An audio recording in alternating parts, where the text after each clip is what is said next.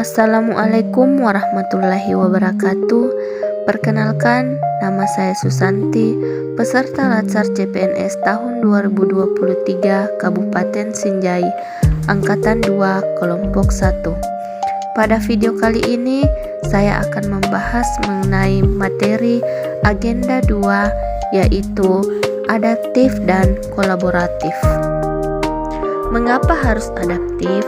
Adaptif sangat diperlukan dalam kehidupan sehari-hari karena adaptif merupakan salah satu karakter penting yang dibutuhkan oleh individu maupun organisasi untuk mempertahankan kelangsungan hidupnya. Pentingnya perilaku adaptif. Yang pertama, karena adanya perubahan lingkungan yang strategis. Yang kedua, kompetisi di sektor publik.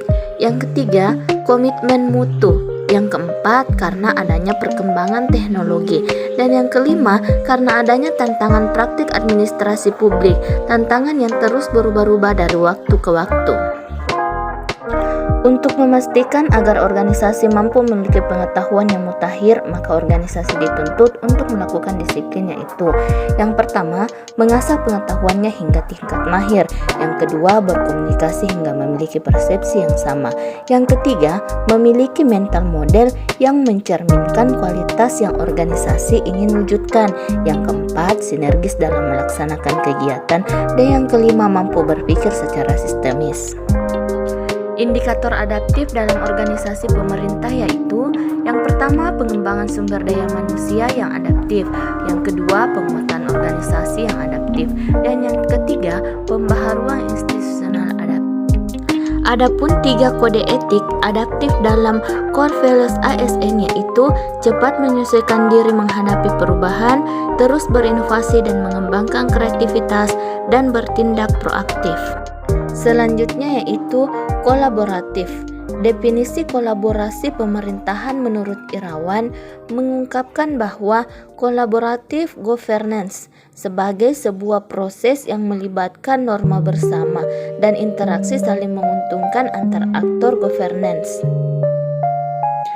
Ada 6 kriteria penting untuk kolaboratif. Yang pertama, forum yang diprakarsai oleh lembaga publik atau lembaga. Yang kedua, peserta dalam forum termasuk aktor non-state. Yang ketiga, peserta terlibat langsung dalam pengambilan keputusan dan bukan hanya dikonsultasikan oleh agensi publik. Yang keempat, forum secara resmi diatur dan bertemu secara kolektif. Yang kelima, forum ini bertujuan untuk membuat keputusan dengan konsensus, bahkan jika konsensus tidak tercapai dalam praktik.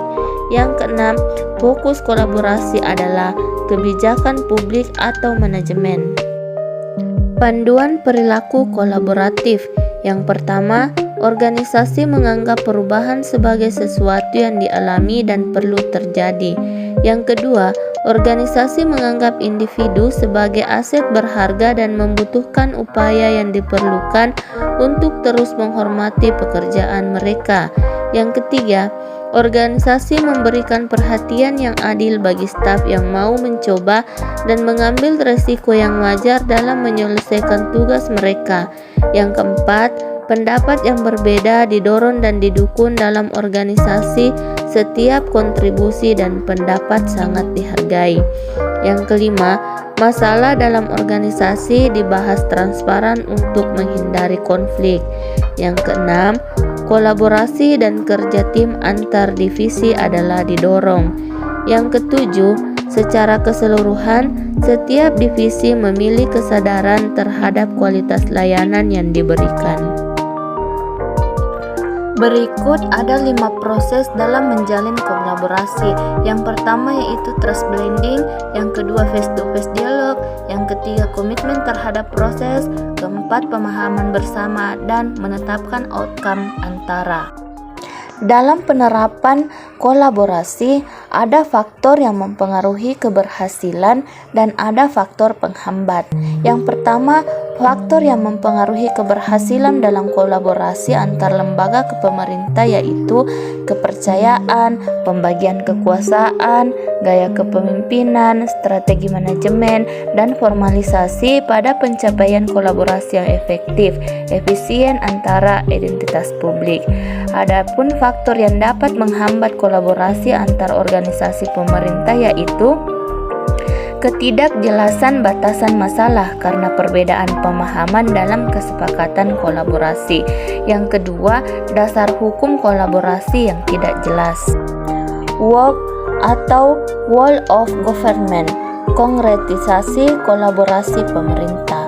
Mengenai WOG adalah sebuah pendekatan penyelenggaraan pemerintahan yang menyatukan upaya-upaya kolaboratif pemerintah dari keseluruhan sektor dalam ruang lingkup koordinasi yang lebih jelas guna mencapai tujuan-tujuan pembangunan kebijakan, manajemen program dan pelayanan publik. Oleh karenanya, WOG juga dikenal sebagai pendekatan intergensi, yaitu pendekatan yang melibatkan sejumlah kelembagaan yang terkait dengan urusan-urusan yang relevan. Keuntungan WOG yaitu outcome focus, berfokus kepada outcome yang tidak dapat dicapai oleh sektoral secara masing-masing. Yang kedua, boundary spanning, implementasi kebijakan tidak hanya melibatkan satu instansi. Yang ketiga, enabling WOG, membuat pemerintah lebih mampu menangani tantangan kebijakan yang kompleks. Dan yang terakhir yaitu strengthening prevention WOG, mendorong pencegahan terhadap masalah yang mungkin berkembang lebih jauh. Berikut kode etik dalam penerapan kolaboratif. Yang pertama yaitu memberi kesempatan kepada berbagai pihak untuk berkontribusi. Yang kedua, terbuka dalam bekerja sama untuk menghasilkan nilai tambah. Yang ketiga, menggerakkan pemanfaatan berbagai sumber daya untuk tujuan bersama. Demikian video resume Corvalus ASN adaptif dan kolaboratif. Semoga bisa bermanfaat. Sekian, Assalamualaikum warahmatullahi wabarakatuh.